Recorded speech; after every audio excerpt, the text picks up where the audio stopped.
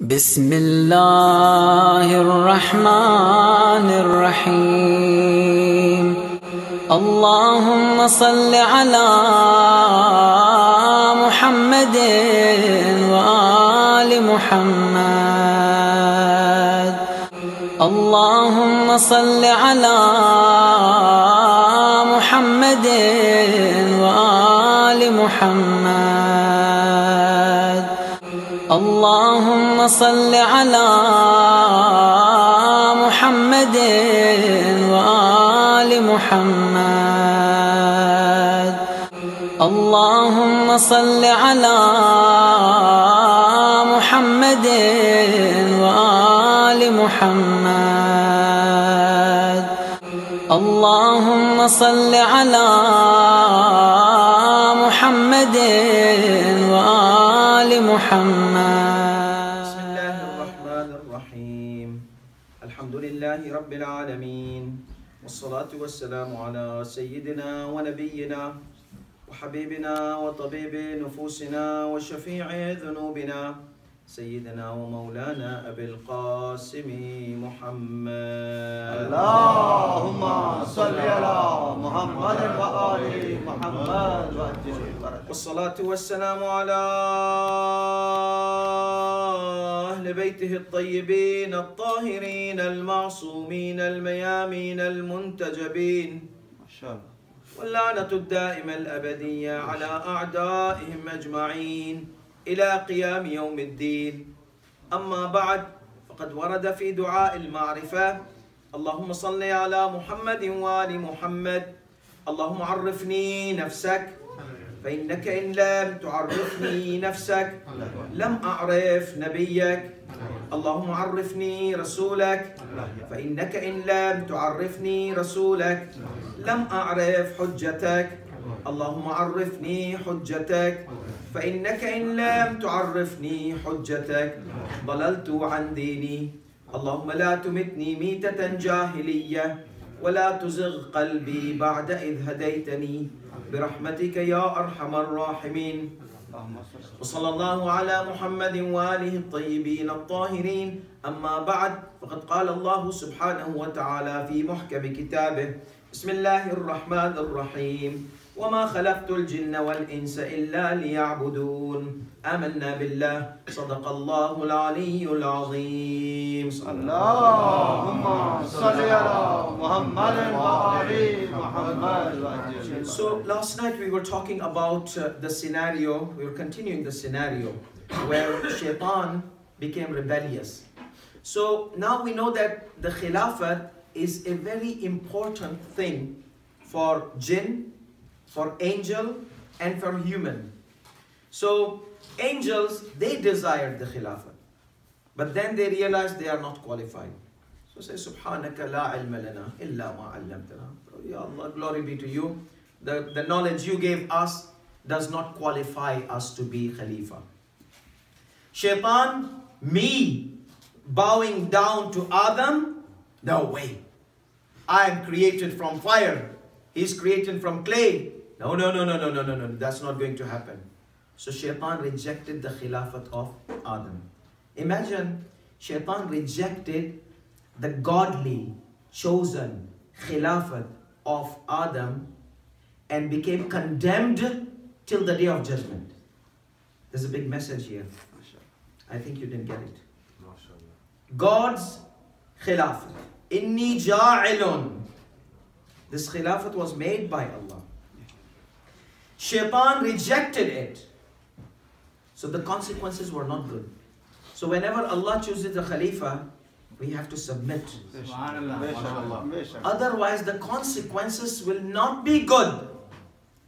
This Adam alayhi salatu wasalam was chosen Khalifa by God, by Allah subhanahu wa ta'ala.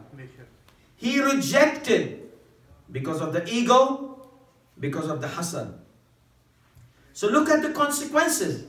Till the day of judgment, he's condemned. Madhmuman madhura. Get out, rejected, expelled from the mercy of Allah subhanahu wa ta'ala. So if somebody is really seeking mercy of Allah subhanahu wa ta'ala, should accept the Khalifa made by Allah subhanahu wa ta'ala. Otherwise, he is going to be outcast. So this was the scenario. Now I have two things to point out today. But there was a question sent to me from some of our youngsters. He doesn't want his name to be mentioned, but I think this question is very important. Why should we believe in God? Where does God come from? If God created everything, who created God? And then there was another question. So I think these three questions are good for today.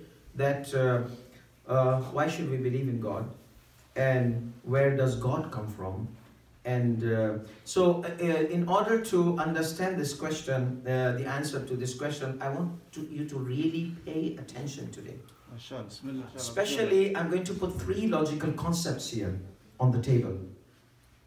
If I see you are sleeping, or I see your eyes are like closing and you are gasping, and then I'll quit and I'll come back to my original topic. Otherwise, I'll continue. So, I'm going to present three logical concepts, because there is logic and philosophy. Many of the religions of the earth cannot be discussed under the microscope of logic. Many religions, they say, no, just believe. You don't have to think. You just feel the belief. That's why they have to discuss under philosophy. Logic, no. Islam wants us to logic, the usul-ud-din, the foundations of religion, the principles of religion under the microscope of logic. You see? And that's the aql al-batini, the inner intellect, the inner messenger Allah has given to us. So there's a messenger outside and there's a messenger inside. We have to examine. Why? Because when you come to a human being who doesn't believe in God, you need to have a common ground to discuss. He doesn't believe in Quran. He doesn't believe in the messenger. So what common ground will you use? If you don't have a common ground, then it changes to philosophy. Okay, that's your belief. You think so. I don't think so. But in logic, it's like mostly 1 + 1 = 2. You see? So in Islam, Allah subhanahu wa ta'ala invited us to use that common ground, the logic in usul-ud-din. Rasulullah sallallahu alayhi wa sallam Allahumma salli ala Muhammadin wa ali Muhammad invited us to use that. Amir al-Mu'mineen alayhi salatu wasalam invited us to use that. So let's give you first three logical concepts. If I see you are okay with it, then we move on and fill in the framework. Logical concept number 1. Every existing thing has a cause. A thing which has the capacity to exist, remember this word, which has the capacity to exist, which has the capacity to exist, must have a cause, must. Without cause, this thing cannot exist. Never, ever. If you say something popped out of nothing, so you are not using logic. That's absurd. So many of our atheist friends, we tell them that when you say that this world came out of nothing, so you are going against the logic which you are claiming that you are defending the logic. How can this thing which annihilates and has existed comes without a cause? It's impossible, logical impossible. It's not my perspective, perception. You can also go and explore this. So number 1, every existing thing has a cause, must have a cause. Okay, so this is theory of causality. Theory of causality. Please don't forget it, please. Theory of causality. This is number 1. Number 2, I'll say it slowly because usually I say this fast. Can a son, let me ask this beloved son, tell me, can you become the father of your father at the same time, same realm, in same system, in same circumstances? Can you? Don't tell me Fatima Zahra alayhi salam was mother of her father. That's a metaphor. Okay, Fatima Ummu Abiha, because many times the youngsters they say Fatima Ummu Abiha, Fatima was the mother of her father. I'm talking from the true statement, not a metaphorical statement. Can somebody be the father of his father or the mother of his mother, say at same time, at same realm, at same instance, at same circumstances? Impossible. Why? Here's the second logical rule. The effect can never be the cause of its cause. An effect can never be the cause of its cause. A TV can never be the maker of its maker. Okay? A son can never be the father of his father. At the same time, same instance, same realm. Are you guys with me? Yes. Good. So this is the second logical rule. Okay? So number one was, every existing effect must have cause. Are you with me? Yes. Second, a son can never be the father of his father at the same time, same realm, same. Okay? This every time I have to say, it's because it's very easy to understand. The third logical concept. When you make a statement and the conclusion keeps repeating, the results keep repeating at the same type, exactly, then this is called unending chain. It's called what? Endless chain. Endless chain. So you have to cut this chain and change the last final result. Otherwise, logically, it doesn't have any end. And endless chain in logic is absurd. Is what? Doesn't make any sense. So these three logical arguments, we teach this in our Hausa. So these are the three logical arguments. I'm giving you a very basic thing here, based on the Majlis environment. So again, I'll repeat and then we will fill on these three logical premises or the introductory statements. Number one, every existing thing must have a cause. Number two, an effect can never be the cause of its cause. A son can never be the father of his father at the same time, same realm, same. And then the third thing, endless chain, is absurd. Okay, how can we use in the scientific modern era? So, according to the scientists, universe is expanding. Universe is what? Expanding. Check this information. Maybe I'm just giving you Arabian Night stories, okay? Just check out this. Don't take my words. Maybe I make mistake, okay? So, the world is expanding, okay? Earth, you know the tectonic theory, the tectonic plates. The continents were one. And then now they are separated. We have Pacific Ocean, Indian Ocean. We have separated continents. How did it happen? It happened in millions and millions of years when the earth, crust of earth is moving slowly. Okay? So now recently they found out that the universe is expanding. The earth was small. So everything was closer. So the earth is also expanding. So the distance between the oceans are getting bigger and bigger. Is this understood? Yeah. Let's come back. So let's see the triangle. Now the scientists are here. The earth is expanding. The universe is expanding. So at some time, we have to go backtrack. We have point zero. Like blank, point blank they call it. So that means there was nothing before. Wow. This is scientific issue I'm mentioning, not droppings of the camels. Okay? The universe is expanding.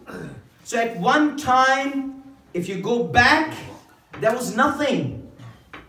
So the question is, can nothing, this child will answer, can nothing make something? Can nothing make something? No, of course not. It's crazy. If we say nothing made something, what is nothing? Nothing is nothing. How can nothing make something? There has to be an outsider who makes a thing out of nothing. An outsider cause. There has to be an outsider cause. Otherwise, nothing is nothing. Nothing can't make a thing. If you tell somebody a universe came out of nothing, tell them, are you crazy? Are you insulting your intellect? How can you say that the universe popped out of nothing? You see? So it came out nothing. Someone or something or some cause must have brought the universe into existence from nothing to a thing. Are you with me? And who is this? Do you have an answer? No, we have an answer. It's the perfect God. All perfect God. Capable Allah subhanahu wa ta'ala. So this is a logical argument of existing Allah subhanahu wa ta'ala's existence. There are many other arguments we teach in Hausa, but this is one of the basics which Imam Ali heard it from Bedouin. You see, from a person who is living in the desert. So therefore, the theory of causality proves the existence of God. There has to be a God. Now we come to this is the existence of God. Now we come to the other issue. What is the other issue? That who created God? That was the question. If everything has a cause, who is the cause of God? It's a nice question. It's a nice question. The kids, they ask, if everything has a cause, then who created God? So now here we have a definition of God. God has to be all perfect. Otherwise, he's not a God. Point. God has to be all perfect. Otherwise, he's not a God. So we come to back to the second premises we use. So there was nothing before. So who created this thing? God, according to us, because there has to be a creator. If you go to with the Goldilocks theory, it doesn't make any sense. You see, they have a Goldilocks theory. No, not too hot, not too hot, not too cold, and universe popped up. But from where? Where did it come from? You see, from nothing, who brought it into a thing? So therefore, now we come to the second premise. Who created God? Who created God? So now, God created this world, physical world. Now, when we say who, we also say when was God created? Okay, when was God created? That's the main important question. If we find out when was God created, then we are going to look who created God. Let's see when was. The word when is an interrogative phrase referring to time. Referring to time. Focus with me. What is the definition of time? What is the definition of time? I'll give you 10 seconds to think. What is time? I can see you, you can see me now. That's the time. That's a poetry, my beloved. You don't have to tell me, just think. 10 seconds, okay? Time is measurement of movement. Measurement of movement. So, when something moves, generates time. Movement generates time. Okay? Try it out. Look into the books. When you move something, there's time. If there's no movement at all, will there be time? No, it doesn't make any sense. So movement. When did the movement start in the universe?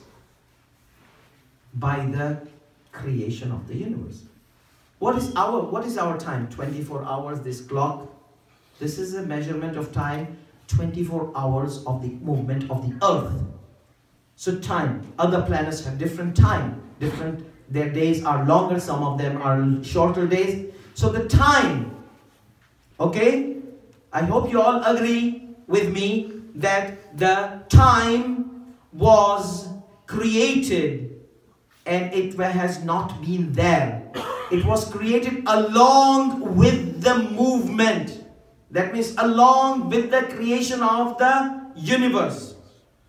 So before that was there time, but there was someone there who created the time. Now we come to that. Can the son be the father of his father? Same time, same realm, same. Can an effect be the cause of its cause? God created time. How can you measure God under time? Does it make sense? God made time. This when was not there. W-H-E-N was not there before the creation. So he made W-H-E-N. He made when. He made the time. You can't measure God under time. He was there before the time. So we can't say when was God. Okay? So God was always there. There was no time and God was there. Does it make any sense? Go think. Maybe I'm just playing some magical tricks on your minds. Go double check. Okay? So when there was no time, there was God. They say, how can we believe in God? We can't see. Again, you can only see things, limited things. If you see God, God is limited. If God is limited, He's not perfect. And when He's not perfect, He's not God. Okay? So God is absolute. And if you can see God, God has physical body. Then who created the physical body? Can the father be the son of his son at the same time? Same. Can an effect be the cause of its cause? So how can you put Allah in a physical realm when He created the physical realm? So time, place, matter, all these are creations of Allah. All these Allah created. How can you put Allah and trap Allah in something which He created? So He's above all these things. He's the cause of every cause. So we know that Allah was always there. So now if we say, who created God? It doesn't make any sense. Because if He was created, then there is a time He was not there. Then again we come back to the loop of the time. We come back again to the loop of the time. Are you okay? Inshallah, mashallah. Are you awake? Yes. Should we give you some coffee? Okay? برائے خوشنودی محمد وآل محمد صلوات. Allahumma salli ala Muhammad. That's the best coffee. So let's say one more. Sallu ala Muhammad wa ali Muhammad. Allahumma salli ala Muhammad wa ali Muhammad. So now, but let's say, arguably, who made God? Who made God? Let's argue that also logically. Okay? Otherwise, we don't need to, because He created the time, matter, space. So He was there always, eternal God. So I can't say who created for something who has always been there. So, but let's say, remember that endless chain? Endless chain. I'm going to make, I don't have a whiteboard here, but I'm going to make with my fingers. Just follow with me, my fingers. So this is God, for example, G-O-D. So we have two logical probabilities. Either someone created God or someone did not create God. He was always there. So if He was always there, no one created Him, Alhamdulillah, Qissa khatam, story ends. But no, they say no. You say so, every thing has a cause. So, but we said every existing thing, the one which exists and annihilates. You see, not eternal thing. So let's say we have this G-O-D. No one created God. He was there. Or no, someone created God. Focus with me. This is one last statement and I'm done. Someone created God. This someone created God. That means this God did not exist. This God did not exist. So He is better than this one. He is all powerful. This is not a powerful God. This is not a God. Because he needed someone to bring him into existence. This God, G-O-D, needed someone above to bring him to existence. Okay? So this is not a God. God is all perfect, does not need anything, does not need anybody, all powerful. So now this God, G-O-D, it required someone. So this is a weak God, or weak. I don't want this. Like a Prophet Ibrahim said that I don't want to worship those people who disappear. Wow. So this was not even there. So now I have this. Let's try to analyze this. This is done. This one. So this God, either there is no one or someone created. So if there is no one, Qissa khatam. Okay, story ends. And so he is mashallah or perfect. But if someone made him, that means this is khalas. This doesn't have any value. This is imperfect. He needed someone to come into existence. So this is not my God. This has to be my God. Okay, we come to here. Now let's examine him. Same thing. Either no one created him and he was there eternally, or someone created. If someone created, then he is? No, not God. That the one who created is the God. And the chain continues with the same result or not? The chain continues with the same result. Same result. So what did we say logically? Endless chain is absurd. You have to cut it. Cut it with one result. And we say, okay, this God has no God above it. Has no God. So he has to be the eternal God. And no one created him. If he's created, he's imperfect. And he's not a God. Either he's a creator or created. If he's a created creator, that means he's created and not a creator. And I need to worship a creator who's all perfect, all power. So this is the answer in brief to the question which was sent by one of our beloved ones here. The second answer I'm going to respond inshallah tomorrow. So we have this Allah subhanahu wa ta'ala. This is the ma'rifah also. This is ma'rifah of Allah, but logical ma'rifah. Imam Hussein alayhi salatu wasalam in his dua Arafah defines two types of ma'rifah. Okay? One is logical ma'rifah, one is spiritual ma'rifah. You see, I'm going to discuss more because the time is short, but just to give you a premise. So this logical ma'rifah is a long way. Imam Hussein alayhi salam said, Ilahi taraddudi fil athar yujibu li bu'd al mazar. When I look into the causalities, cause and effect, cause and effect, cause and effect, who created this, he created, this one was the cause of this one was the cause of this one of the cause of this. Because Allah uses this. This is for simple-minded people. Simple-minded. This one builds the foundation of Tawheed, oneness of Allah. So Imam Hussein says, Ya Allah, I'm done with this. If I keep looking at cause and effect, cause and effect, cause and effect, cause and effect, the route becomes very longer to you. Taraddudi fil athar. When I look into the cause, athar, remember athar, cause and effect. When I look into the signs, you say look into the Kaaba, look at the spider, look at the heavens, look at the... You tell us, Ya Allah, in the Quran, look at these things. I'm always done with this. And whenever I look into this, yujibuli bu'd al mazar, mazar ziyarat, mazar. To visit in you becomes longer, longer, longer. I can't find you, Ya Allah. It's so long way. So Imam Hussein alayhi salatu wasalam wants a shortcut. It's just lesson for us. Imam Hussein already has that, but it's a lesson. I'll give you an example here. You see, let's say we were living in Pakistan or Tanzania, where we have the lights were out, okay, and it will take some time. And somebody comes inside, like Sayyid Israr, he comes inside the masjid, and it's the first time he's coming inside the masjid, and he asks our Shah Sahib that, where are you? I can't see you, I can't see you. So Shah Sahib said that once you enter, there's a switch. After you go with the switch, there's a chair.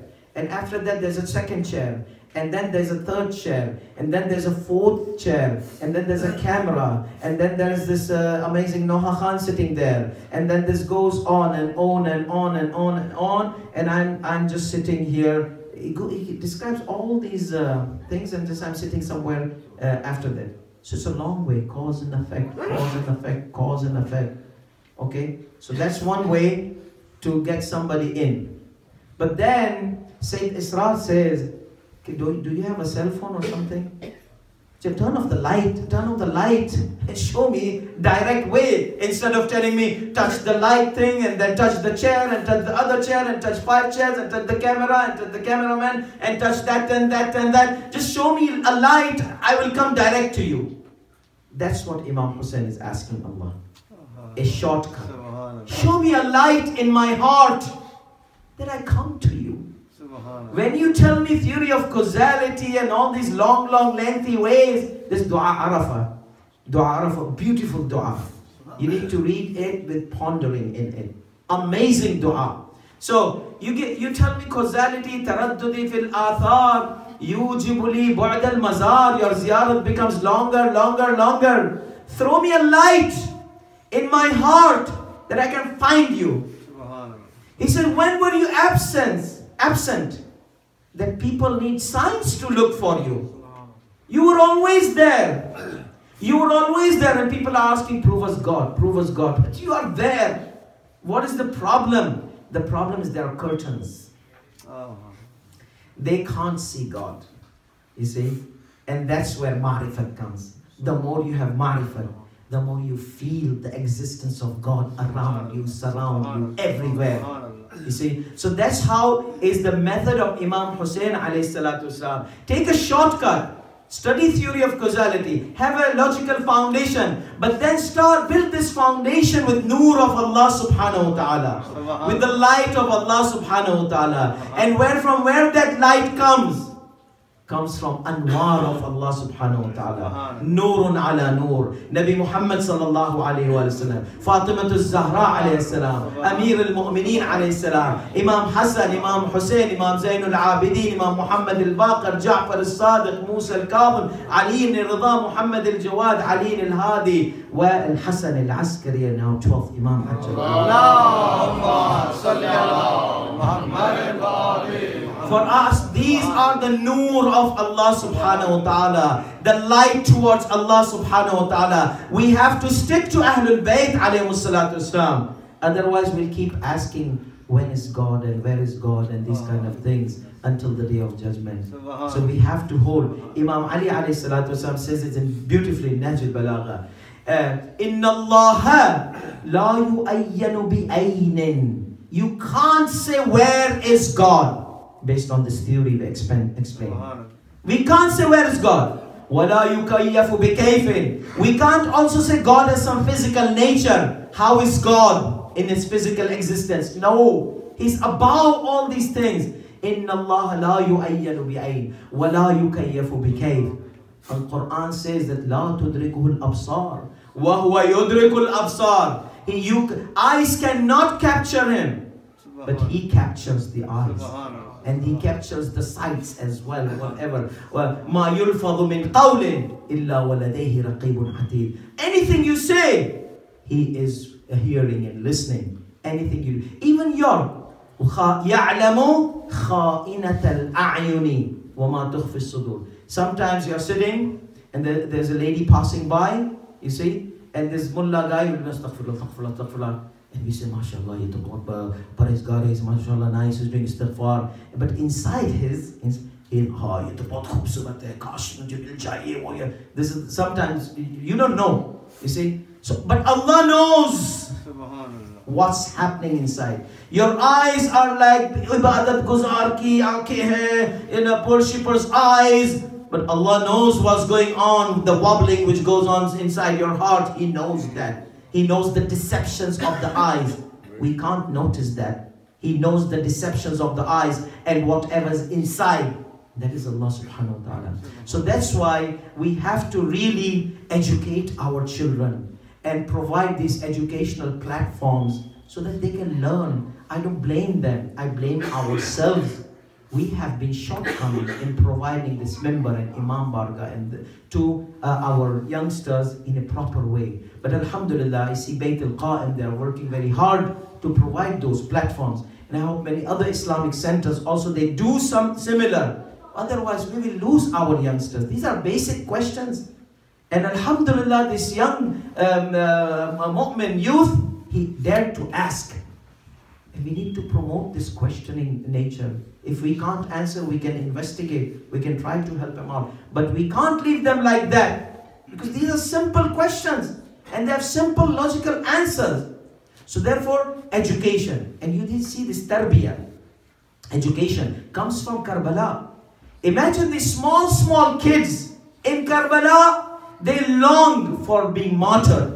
They longed to defend their Imam of their time. They're eager. They just want to go. But Imam is safe. Imam should be safe. To this young child, the young baby of Imam Hussein alayhi salam, this infant baby, in some riwayat, his name was Abdullah. In some riwayat, his name was Ali Asghar. I will mention Ali Asghar. So Janabi Ali Asghar, he was 6 months old. He was the precious son of Imam Hussein alayhi salatu wasalam. And all the children of Imam Hussein alayhi salam were precious. So when the day of Ashura comes, all the companions are martyred. Bani Hashim are martyred. Imam Hussein is left alone. He comes outside of the tent and looks at the body of the martyrs and goes back inside the tent and comes back again and looks around him and he calls, where are you, Habib? Where are you, Burair? Where are you, Zuhair? Where are you, Muslim ibn Awsaja? Where are you, my beloved companions? I am left alone. And here Imam Hussein alayhi salam, with a sad, broken heart, he calls, because Imam, when Janabi Ali Akbar got martyred, he lost the taste of the life. When Hazrat Abbas fell down, his back was broken and bent, and now nothing is there. So he calls, Hal min nasirin yansuruna, Hal min dhabin an harami Rasulillah. Is there someone who could defend the household of Prophet? Is there any supporter who could support us? And once he ended the statement, and he was standing beside the khayma, a cry from the khayma. The ladies started crying. The women started crying. Imam Hussein alayhi salam went inside the khayma. What's happening? He says, this baby Ali Asghar, when you called, he started screaming and crying. He's crying loudly and loudly. He hasn't drank water for 3 days. Can you tell the people to give him water? He's thirsty for 3 days. Imam Bibi Zainab alayhi salam gives Imam Hussein, Janabi Ali Asghar, Imam Hussein alayhi salam carries Ali Asghar and wraps it around his cloth, his abba, and goes into the battlefield, comes close to the enemy. The enemy thought that finally Hussein has given up. Hussein is going to surrender. But no, Imam Hussein alayhi salam, oh people, you have killed my companions, you have killed my household, you have killed Bani Hashim's, no one was left from my family, and this child, this baby is left, and he has been thirsty for 3 days. Is there someone who could give water for this baby? the enemy of Imam Hussein. Look at the jihad of this young child. He's also doing jihad. He's trying to convince the enemy. So there was a dispute in the army of Ibn Ziyad. Some said, Hussein is right, what have this baby done? Let's give him water. Others said, no, we can't give him water. Hussein will drink this water and defeat us. And here and there everybody's talking. And Umar ibn Sa'ad Mal'un said, oh Harmala, silence the people, silence the army. And Harmala took an arrow. It was not a simple arrow, my beloved ones.